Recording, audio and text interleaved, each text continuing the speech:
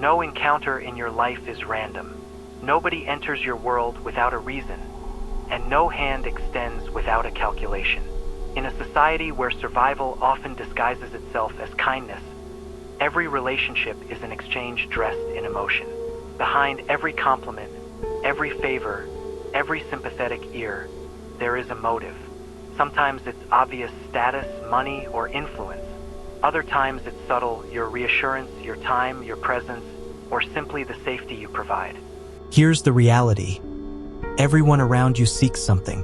If you can't identify what it is, then you're already being used. This isn't cynicism. It's clarity. Not hatred, just recognition.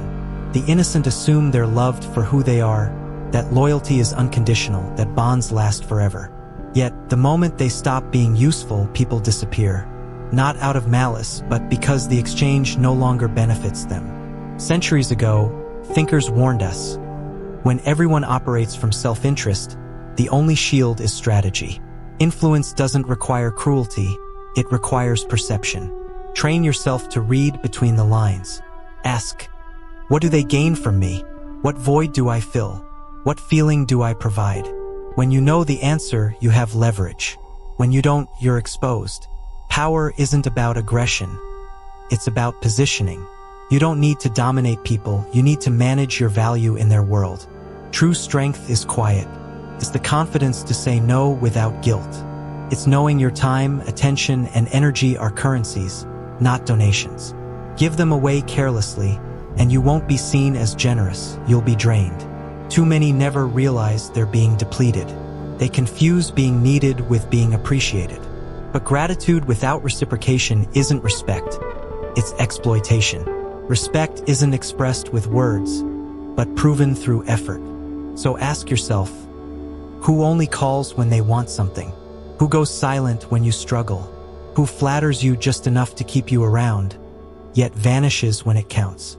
These are not rare cases, they are warnings.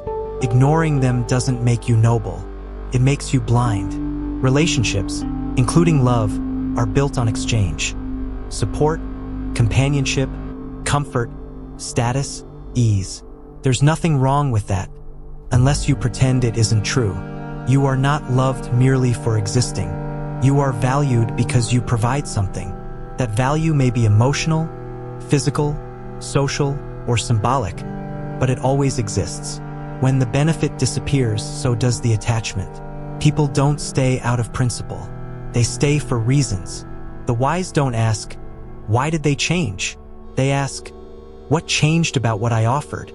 That's how you protect yourself, not with bitterness, but with foresight. Many smiles are masks. Many embraces carry demands. Many, I care about you statements are investments expecting return. The response isn't to become ruthless, it's to become deliberate. Stop giving yourself away. Watch, listen, hold back. Don't over-explain. Don't beg for recognition. Because if someone truly values you, they'll show it through actions, not words.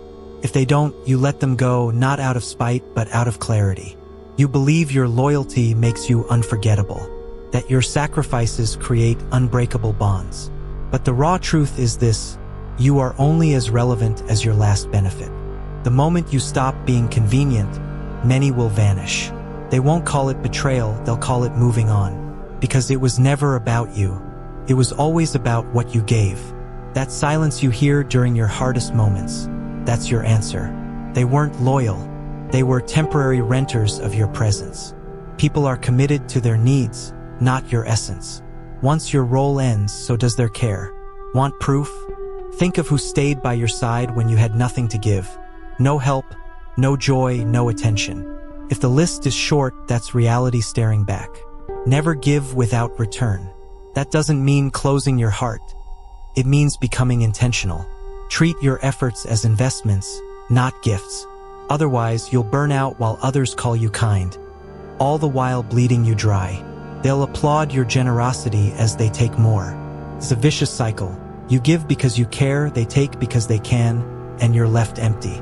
The real mistake wasn't kindness, it was failing to set terms for your giving. Too often, people are conditioned into moral manipulation. To give endlessly, forgive endlessly, love endlessly. But unconditional giving is a myth. Power doesn't give without return, it negotiates. If you're not leveraging your presence, someone else is profiting from it. Ask yourself, what's my rate? What's my time worth? What emotional toll am I paying to keep people who drain me?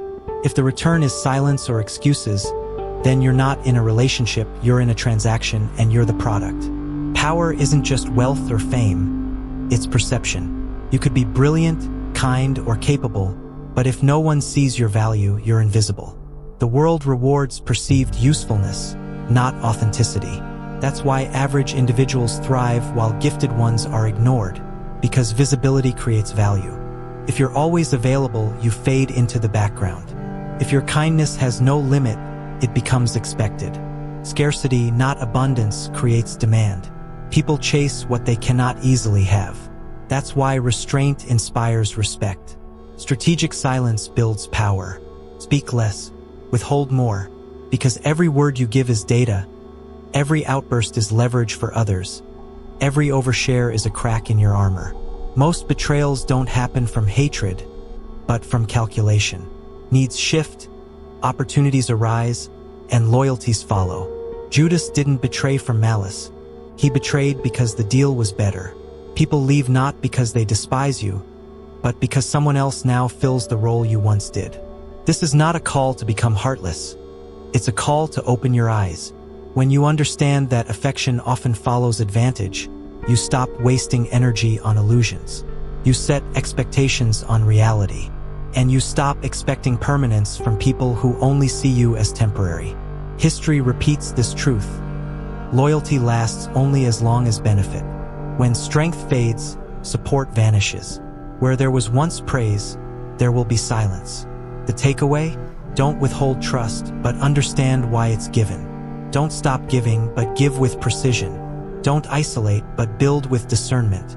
You're not cruel for protecting yourself. You're not arrogant for setting boundaries. You're awake. Gratitude doesn't guarantee loyalty. People don't remember your sacrifices. They remember what you made easier. When the ease disappears, so does their appreciation. That's why the most generous often become the most bitter. They weren't loved, they were leveraged. Every bond you hold is built on aligned interests. Some admit it, others cover it with words like loyalty or love. But beneath it all, the same question lingers. What do you provide that no one else can? If you want to maintain power, stop being shocked by human nature and start mastering it. Life is not a sanctuary, it's a chessboard. You're either a player or a pawn. Pawns move on emotion and get sacrificed. Players move with strategy and hold control. If you're not directing the game, you're being directed. Here's the uncomfortable truth, you've played the game too. We all have. Sometimes consciously, sometimes not. That's why the only choice is to learn the rules. Because if you don't, you'll be sacrificed for someone else's gain. Your value is never fixed. It shifts with time, perception, and need. Today you may be essential. Tomorrow you may be forgotten. Not because you changed, but because others did. The influential constantly adapt, reshaping themselves to meet the moment. Like brands in a marketplace, your presence must evolve or it fades. Abundance breeds disregard. Scarcity breeds value. The more guarded your energy, the more powerful it becomes. The less you reveal, the more they wonder. The less available you are, the more they chase. You are not a billboard, you are a limited edition. Treat yourself as such. Most people are gladiators, bleeding for applause, fighting for attention, then discarded when the crowd grows bored. But the powerful are merchants.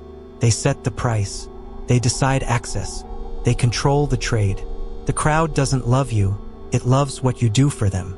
Stop performing for validation. Start managing your value like currency. In every exchange, someone writes the terms. If it isn't you, it's them. If you're not playing deliberately, you're already being played. The world won't reward you for being endlessly kind. It rewards those who are rare, strategic, and unshakably aware of their worth. So ask yourself, are you the gladiator, bleeding for recognition, or the merchant, controlling the market of your value? Because in the end, life doesn't remember those who gave the most. It remembers those who gave with intention and left an impact no one else could replace.